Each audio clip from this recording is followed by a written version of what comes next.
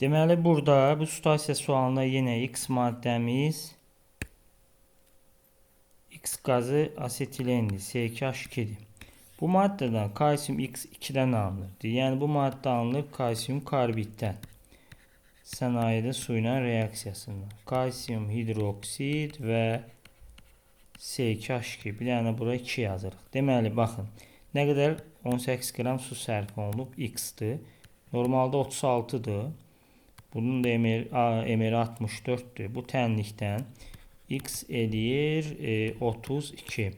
Və buradan görsənir ki, kalsium X2 95'dən 32 sərf olunanda 63 qramı qalır. Yəni buradan M bərabərdir 63.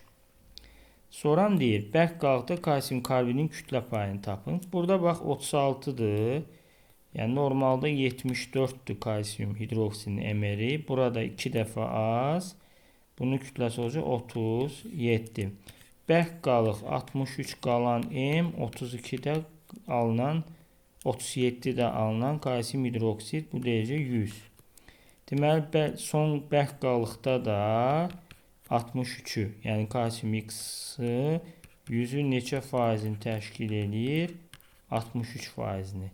Deməli 63 M, 63 faiz. Cavabımız bu.